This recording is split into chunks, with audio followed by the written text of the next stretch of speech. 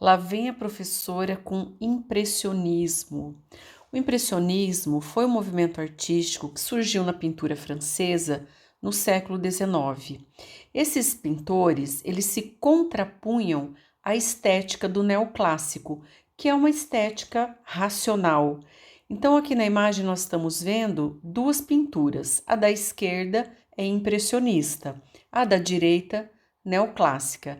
E a imagem vale mais do que palavras, né? A gente está vendo aí nitidamente a diferença entre as duas propostas de trabalho. Então, enquanto os pintores acadêmicos neoclássicos eram racionais, buscavam a perfeição, buscavam a valorização do homem, os impressionistas estavam mais interessados em pintar sensações imediatas, influenciados pela questão ótica. O Claude Monet disse a seguinte frase: impressionismo é somente sensação imediata. Todos os grandes pintores são menos ou mais impressionistas. Impressionismo é principalmente uma questão de instinto. Então veja a fala. Quando eu digo instinto, eu estou me contrapondo à razão, à inteligência. O instinto é uma coisa mais do estado da natureza, uma coisa mais animal, uma coisa de preservação, contrário da racionalidade, da inteligência, né, que deve guiar o homem.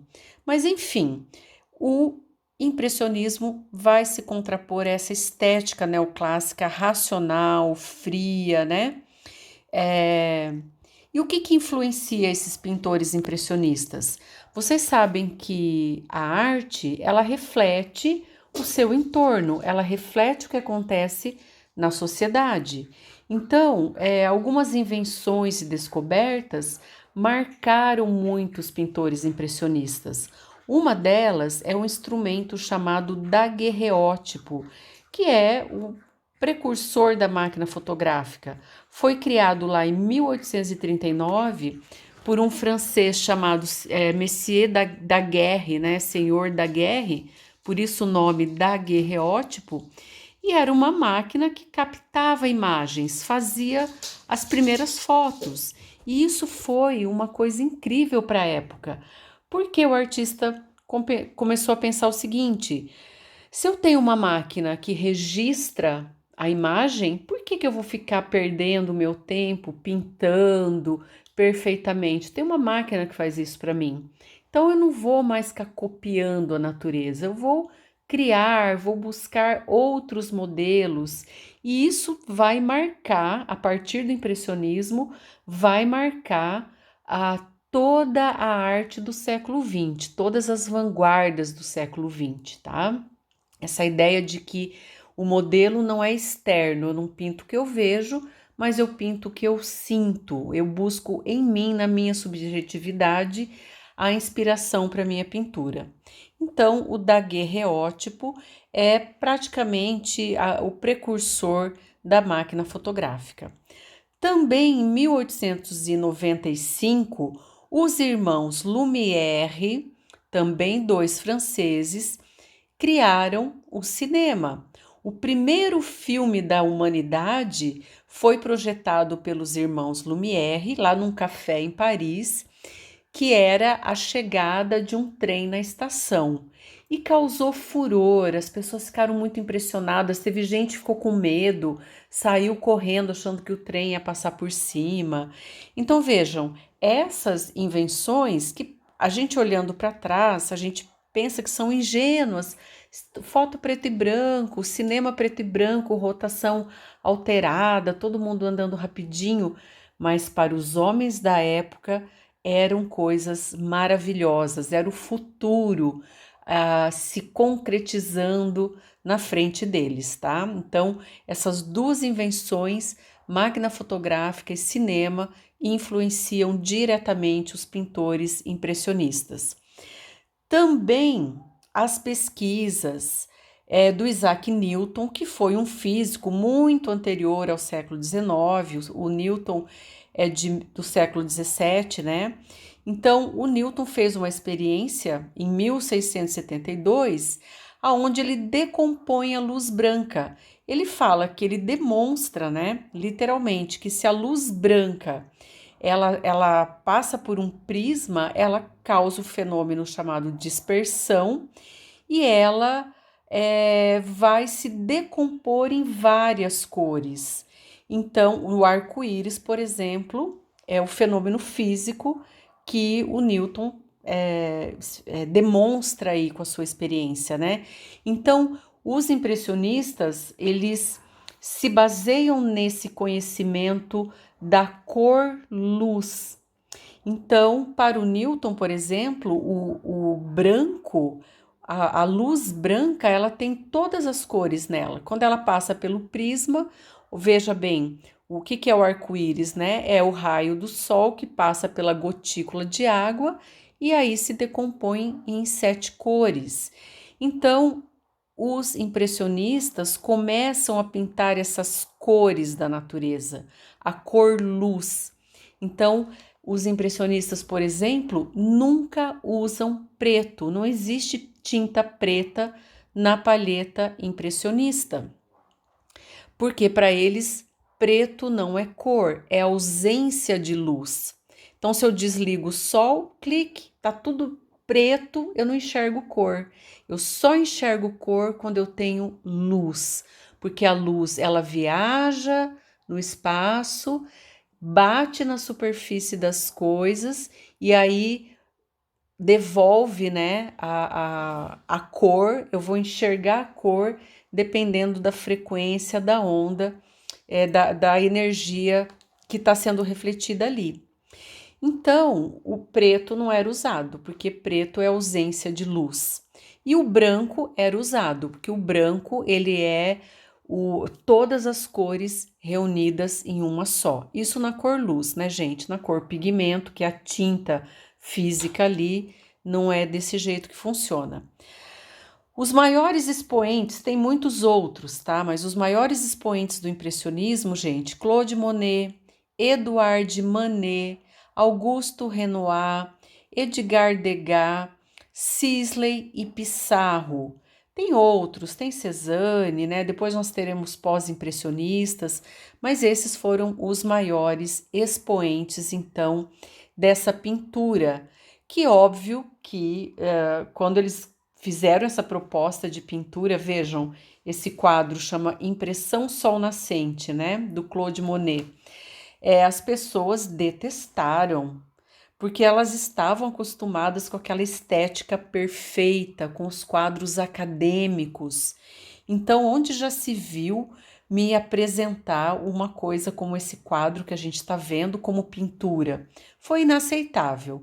Então, todo ano tinha um salão de artes da academia, onde era apresentado em Paris as novas pinturas realizadas pelos grandes artistas. Toda pintura dos impressionistas era recusada. Não deixavam participar desse salão de artes da academia, né? Então, um belo dia fizeram lá o Salão dos Recusados e começaram a expor as suas telas. Então, essa pintura que a gente está vendo, ela é a pintura que inaugura o movimento impressionista. Ela é de 1872 e se chama Impressão Sol Nascente, do Claude Monet, como eu disse. Ele pinta um nascer do sol numa baía de Havre, que é uma região da França, e apresenta essas cores, esse reflexo do sol na água, isso que importava para ele. Pintar como a gente enxerga de longe, porque de longe a gente não enxerga nitidamente, né? E era essa a proposta deles, pintar o reflexo da luz solar batendo nos objetos e chegando até os meus olhos. Como que surge o nome impressionismo? Um crítico de arte chamado Louis Leroy, ele era um cara muito ácido, muito irônico nas suas críticas. Ele meio tira um sarro, fala: isso não é arte, isso não é uma pintura. Impressão sol nascente, que impressionismo é esse, né? E aí ele acaba, meio sem querer, batizando o movimento, né, como impressionista, e depois de 10 anos, né, de muito trabalho, esses artistas foram todos reconhecidos como grandes inovadores e a proposta deles acabou sendo aceita, tá? Então aqui, por exemplo, olha, para vocês entenderem a questão da pintura, né? Aqui foi pintado a mesma fachada, são vários quadros, tá? É a mesma fachada de uma igreja pintada em diferentes horas do dia. Então, o desenho é o mesmo, a fachada é a mesma, mas o que muda? Muda a cor.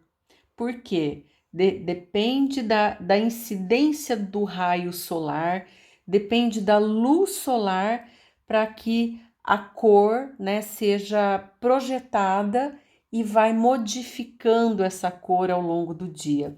Então, a pintura deve mostrar as tonalidades que os objetos adquirem ao refletir a luz do sol num determinado momento, tá? Pois as cores da natureza, elas mudam constantemente dependendo da incidência da luz do sol. Então, isso é o impressionismo. Aqui nós temos uma pintura do Claude Monet, chama O Passeio. Vejam, gente, ele capta o momento imediato. É como se essa mulher se voltasse, se ela tivesse sido chamada e ela se virou. Oi! Você percebe o vento batendo na saia dela, o reflexo, a intensidade de luz que emana dessa obra. É muito difícil pintar a luz. Nós vamos ainda ter uma aula sobre o Vermeer, tá? Que é um pintor bem anterior ao impressionismo, que era também considerado o mestre da luz, e é muito difícil fazer isso, tá, gente? Então, são bonitas as imagens e eles pintam como a gente vê. De longe a gente não enxerga nitidamente. Outra coisa é que as cores não eram colocadas perfeitamente na tela. Eles iam fazendo uma pintura manchada, jogando uma cor do lado da outra, para que a mistura da cor se desse dentro da nossa retina, dentro dos nossos olhos. Então, vocês sabem que se eu misturar azul com amarelo, eu tenho verde, que é uma cor secundária. Então, eles iam usar o verde, eles não jogavam o verde direto, eles iam fazendo pontos ou traços em azul, em verde, um do ladinho do outro. E quando eu olhava de longe, quando a gente vê de longe, a gente enxerga o verde, porque a mistura se dá na nossa retina. Então veja essa imagem, né? Eu não tenho a valorização do homem, não enaltece a pessoa como é na arte acadêmica. A pessoa está ali de costas, eu nem vejo o rosto dela. E o que importa para mim é a luz, a luz que reflete a cor. Vocês pensam que isso é preto ali no barco ou no chapéu dela? Não é preto, tá, gente? Eles sempre iam fazendo misturas com azuis, principalmente para dar essa cor escura, mas nunca usavam preto. Então, é uma pintura sem acabamento, não tem contorno, ela é toda manchada, ela é toda desfocada. As pinceladas são bem soltas, tá? Ela se mistura nos nossos olhos. Aqui a gente tem essa imagem, né? O Claude Monet, ele tinha um barco que ele chamava de barco atelier. Atelier é onde o artista trabalha. Só que os artistas impressionistas não trabalhavam dentro de casa, no ateliê, fechados numa sala. Eles iam pintar ao ar livre, porque eles queriam enxergar a cor, a luz natural. Então, eles montavam o cavalete no meio da rua, olhavam a paisagem e pintavam.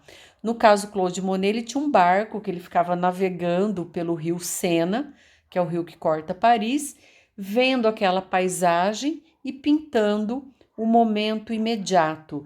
Então, são pinturas rápidas, tá, gente? São pinceladas rápidas.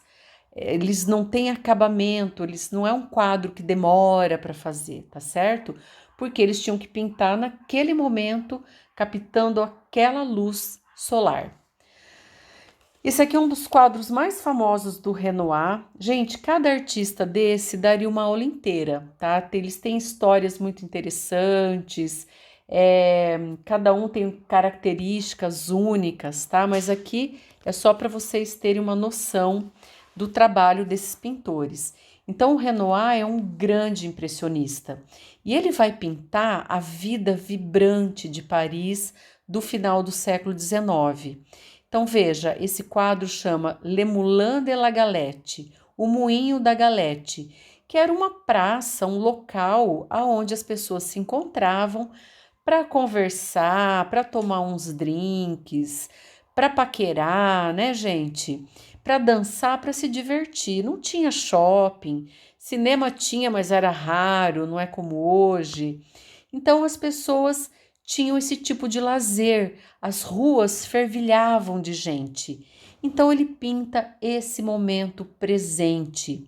Percebam que onde a gente pensa que é preto, no terno dos homens, no vestido da mulher, aqui dá para ver bem que são tons de azul bastante fechado. Percebam nesse homem que está sentado de costas as manchinhas de luz, como se fossem moedinhas de luz que estariam passando ali pelas árvores e se projetando em raios nas costas desse homem. Então a luz bate e volta para mim. Eles pintam o momento presente, não tem crítica social, não é uma arte voltada para fazer nenhuma denúncia. A questão é representar o momento presente, a vida de Paris, como que as pessoas estão, sem enaltecer a pessoa, sem saber, olha, essa pessoa é mais importante que o outro, não. Eles simplesmente pintavam o momento presente. Então, gente, o impressionismo, ele vai romper completamente com o passado, com a tradição que já vem lá do Renascimento, aquela tradição da academia, a proposta da pintura valorizando temas históricos, valorizando pessoas. Eles rompem com essa tradição, rompem com o passado e vão pintar temas do cotidiano sem importância histórica, tá? Eles se aprofundam nas pesquisas sobre a óptica. A óptica é um ramo da física, né? Que vai estudar os efeitos da ótica, da luz, da refração da luz, do espelho. Então, eles se aprofundam nessa pesquisa da física para poder fazer seus quadros. Pincelada rápida, sem contorno, sem acabamento, cores e tonalidades, né, misturadas diretamente na tela, temas cotidianos. É isso. Olha que bonito esse, né? O balanço é do Renoir também. Então, um grupo de amigos conversando num bosque, num jardim, a moça ali balançando, uma pessoa de costas. Até então não era comum pintar pessoas de costas. A luz que bate, né, em moedinhas ali, né, manchinhas de luz no terno do homem, o chão que reflete essa luz, luz e sombra, bem assim, sem acabamento, tá? É como se eu estivesse vendo de muito longe, então a pintura vai ficando desfocada. Esse aqui é o almoço dos remadores, que o Renoir pinta. Todas essas pessoas que ele pintou eram amigos dele. Então, as pessoas se reuniam nesse restaurante que ficava às margens do rio Sena e confraternizavam. Então, esse senhor aí encostado de chapéu e a menina debruçada de chapéu amarelinho são pai e filha, são donos do restaurante. Essa moça segurando o cachorrinho era namorada, depois se tornou esposa e foi modelo também do Renoir. Ao fundo tem artistas de cinema, tem jornalistas. Cada pessoa dessa era cada um tem aí a sua história, né? Ali no fundo, do lado direito, tem um hipnólogo da época que tentava hipnotizar as pessoas. Então, veja, é uma pintura de gênero que a gente chama. Ninguém está fazendo pose, ninguém está ali, ai, posando, me pinta. Não, é o momento presente. É como se ele pegasse aquele um flash do momento e pintasse sem acabamento, só se preocupando com a luz, com o reflexo da luz que chega até meus olhos. Esse aqui também é do Renoir, chama As Meninas. Esse quadro, ele está no MASP, ele está aqui no Brasil, está lá no Museu de Arte de São Paulo, e ele pinta duas meninas, né, que aqui elas até posaram, foi uma encomenda, enfim, e é muito interessante porque no MASP nós temos um acervo muito rico, vale a pena conhecer. Esse quadro é muito, muito bonito. As meninas têm um rostinho assim de boneca. Então, esses pintores impressionistas, eles sabiam pintar de forma acadêmica, eles sabiam desenhar, sabiam fazer, mas não queriam, eles não estavam preocupados em retratar fotograficamente, tá? Porque para isso já existiam máquinas. Aqui é o Renoir, é uma foto dele. O Renoir, ele foi reconhecido como um grande mestre. Gente, aquela ideia de que artista só faz sucesso depois que morre é um equívoco, faz parte do senso comum, mas ela está errada. A gente tem poucos artistas que a gente chama de artistas malditos. Nós vamos conhecer alguns ao longo do ano. Mas o Renoir, ele foi reconhecido como um grande mestre. Ele morreu muito velho, tinha mais de 90 anos, e ele teve uma doença, tipo uma artrose, que foi atrofiando os dedos dele. Então, mas mesmo assim, ele amarrava o pincel nas mãos e ele pintou até o fim da vida.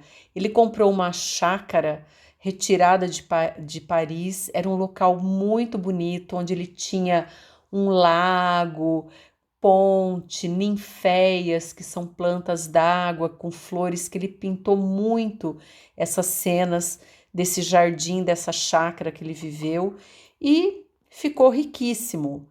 Ganhou muito dinheiro com seus quadros. Inclusive, no final dessa aula, eu vou indicar um filme em que aparece o Renoir e ele fazendo esse tipo de comentário. Ah, você está vendo aquele carro na minha garagem? Eu troquei por 2 quadros de vaso de flor, mas sem a flor, era só o vaso, que se tivesse flor ia ser mais caro, né? Tem uma cena também nesse filme interessante que eu vou indicar, chama Modigliani, Uma Paixão pela Vida, que o Picasso vai pagar uma conta e o rapaz fala, você não assinou. Ele falou, não, mas se eu assinar, eu vou comprar o seu café. Ele paga a conta com um desenho, né? Ó, toma aqui um desenho. Ah, mas tem que assinar. Então, assim, esses artistas foram reconhecidos, venderam muito, tá? O Degas, escreve Degas, mas a gente pronuncia Degas, ele é conhecido como o pintor das bailarinas. A temática dele é pintar bailarinas. E o que ele pretende? Ele pretende mostrar a bailarina não na perfeição do momento em que ela está dançando, porque a bailarina é sempre perfeita, né, gente? Técnica, esmerada, movimentos, ficar naquela ponta. É muito lindo uma bailarina, mas ele não quer mostrar isso. Ele quer mostrar uma bailarina mais humanizada, mais próxima da gente. Então ele mostra a bailarina ensaiando, encostada na parede, sem estar fazendo aquela pose, aquela beleza, né? As duas ali meio olha, faz uma ensinando para a outra, ó, assim que você dança, a outra tentando fazer o passinho. Então ele humaniza essa bailarina. Vejam um reflexo de luz, vejam como a luz bate na superfície do rosto, das flores, dessa saia dela, né, de tule, e volta para os nossos olhos.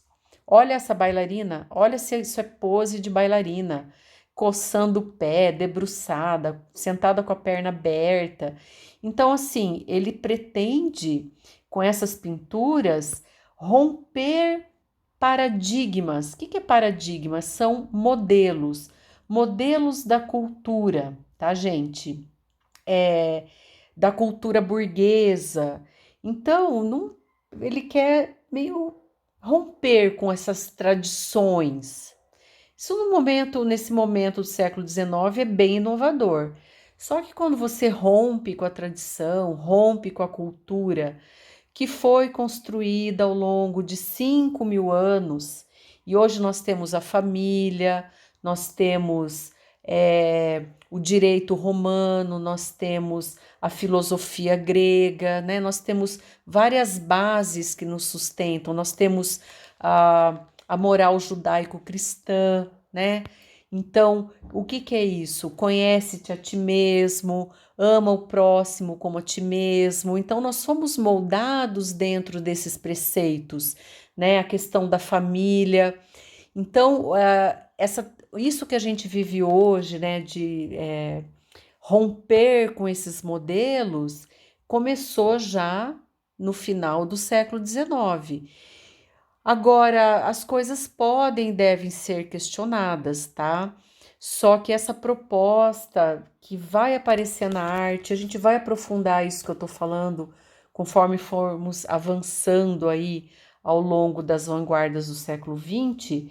Quando você rompe, eu quero romper com a tradição, eu quero romper com a moral burguesa, eu quero romper com tudo, destruir tudo, e eu vou pôr o que no lugar? Eu quero ser movido pelo instinto, não mais pela razão. Bom, mas daí eu vou virar animal, né? E aí como é que fica? Então, nós fazemos parte de uma sociedade que tem defeitos, tem problemas, não é perfeita, mas ela é civilizada, né? Então, quando eu me oponho à civilização, o que eu tenho? Qual que é o contraposto? É a barbárie. Então a gente tem que pensar muito em algumas coisas que são propostas para a gente, né? Não dá para embarcar em qualquer discurso, porque se tá ruim pode ficar pior, tá bom? Mas enfim, tá aí a bailarina do Degas, né? Toda desengonçadinha, sem aquela questão da perfeição. Essa escultura, o Degas era escultor também. Vejam que esses artistas tinham muito domínio técnico, tá? Essa escultura da bailarina, a roupinha é de tecido, tá, gente? Essa saia dela é de tecido, mas ela é feita aí de bronze. Ela também faz parte do acervo do Museu de Arte de São Paulo, do MASP. É uma graça, ela é muito bonitinha. Vale a pena conhecer o MASP, né? Que eu creio que seja o maior museu da América Latina. O acervo é muito bom, tá? Tem muito Van Gogh, tem impressionistas, tem até Rafael Sanzio, né? Quadros lá do Renascimento italiano. Esse aqui é o Sisley, também um grande impressionista. Olha que bonito, gente. Vocês percebem a luz? Como essa luz reflete, tá? Então é difícil pintar a luz. Veja, é como se a gente visse a pintura, estivéssemos vendo a cena de longe. Se vocês prestarem atenção, se vocês olham uma paisagem, você enxerga assim, desfocado realmente, tá? Então, veja, eu tenho pessoas no barquinho ali embaixo da ponte, mas não tem a valorização do homem. O homem se torna secundário no impressionismo. O que importa aqui, o que está sendo valorizado é a paisagem, é a luz solar, são as cores que se refletem e chegam até minha retina. Olha lá as pinceladas soltas, a tinta aqui na água a gente vê que ele colocou uma do lado da outra, né? O azul com esse verde. Ele não faz a mistura na palheta e joga a cor perfeita. Ele vai pondo a cor ali, uma do lado da outra, Quanto mais longe eu tiver do quadro, mais nítido ele vai ficando. Isso é muito interessante na pintura impressionista. Sisley novamente. Olha que bonito, né, gente? Esse reflexo na água. Os impressionistas pintavam muito água, né? Esse espelho d'água. Então, o reflexo da paisagem aí do casarão na água, a luz do sol, o espelho d'água, as cores.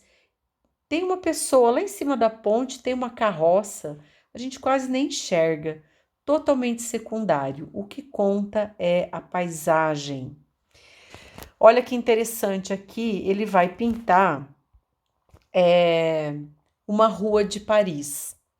Então, pleno século XIX, né, gente? Não tem carro aí, o meio de transporte são charretes, né? Puxadas por cavalos. Percebam que é uma grande metrópole. Olha o movimento, né? Agitação. Porque pensa, gente, o que foi nessa passagem do século XIX para o século XX? Foi uma maravilha.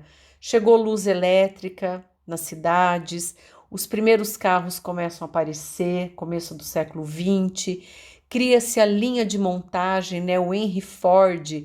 Até então, como que as coisas eram produzidas? O sapateiro vai fazer o sapato, ele tinha que matar o boi, curtir o couro, esticar o couro, secar o couro, recortar e fazer todo uma pessoa só para fazer um produto. Era tudo muito caro. Aí o Henry Ford, capitalista, bolou um meio de produção que é a linha de montagem. Tem até um filme do Charlie Chaplin muito engraçado, se chama Tempos Modernos, que ele faz uma sátira da linha de montagem, porque daí começa a ficar tudo rápido. E o que é a linha de montagem? Vai passando na esteira e cada pessoa faz uma parte do produto. Você não faz mais o produto inteiro, né? E aí agiliza o processo, torna o produto mais barato, não é? E foi muito bom, porque daí a gente pôde ter acesso a esses produtos. Esse filme Tempos Modernos é bem interessante e vai falar desse momento aí. Então veja o movimento, né, de Paris. Então o artista está no alto, olhando a rua lá embaixo. Vejam aí a luz solar, o céu está bem nublado, mas alguns raios, né, chegam ali batem no chão e refletem, tá? A mesma rua em outro momento. O que mudou? Mudou a cor. Por quê? Porque a incidência do raio solar está diferente. Então, gente, a gente tem que ter esse olhar para o mundo, prestar atenção nas coisas, perceber o mundo, a beleza desse mundo. Infelizmente, nós temos essa tendência de estamos olhando para a tela do computador e para a tela do nosso celular, né? A gente está parando de admirar essa beleza. E era isso que os impressionistas faziam, tá? Olha aqui os dois quadros, um do lado do outro, é a mesma rua. O que mudou? A incidência da luz solar. Então, a luz bate na superfície, reflete de forma diferente, muda a cor. E é isso que os impressionistas estão preocupados em retratar. Olha que lindo, mais um do Claude Monet. Lá nesse barquinho do meio do quadro aí tem um homem parado, dá a impressão que ele está dando um tchauzinho pra gente, totalmente secundário, você não quase nem vê esse homem, não tem essa valorização do ser humano mais. O que importa é a paisagem, as cores que estão sendo refletidas pela luz do sol, o reflexo dessas cores na água, tá? De novo, isso vai se repetindo. As pessoas, ninguém está fazendo pose, captou o momento presente, olha a luz que bate, né, nas mulheres e se reflete para nós no chão, nas árvores. E é o momento, capta aquele instante e rapidamente coloca a imagem na tela. Olha, de novo, uma cena de piquenique. Piquenique era uma prática muito comum, né, no final do século XIX. As pessoas usavam aí o piquenique para se reunir, confraternizar, né? E olha lá, uma mulher ajeitando os cabelos, essa que está em pé ao fundo. Você totalmente captou um instante. A outra estendendo a mão. Enfim, ninguém está fazendo pose. O que importa aqui, a luz do sol que passa pela copa da árvore, bate nessa toalha branca e é refletida até meus olhos. Então, esse é o objetivo dos pintores impressionistas. Essas pinturas hoje, gente, valem milhões de dólares. Existe uma casa de leilão chamada Christie's e geralmente a Christie's e a Sotheby's são as duas grandes casas de leilão que vendem a arte no planeta, assim. E aqui tem uma foto, né? Os funcionários levando um quadro do Renoir para ser leiloado, pega até com luvinha branca, porque é uma obra valiosíssima, tá? Então vale milhões hoje um quadro desse. A gente vai ter uma aula que nós vamos discutir o valor da arte, não vai ser nesse momento.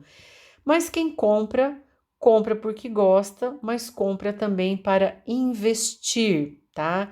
Então aqui esses quadros, eles ficaram muito tempo em coleção particular, muita gente ficou sem ver, até que foram vendidos novamente. Aqui dois observadores vendo um quadro impressionista. A gente percebe a luz que emana dessa imagem e esse quadro ele tá em um grande museu da França, né? Fica em Paris esse museu que chama Museu d'Orsay.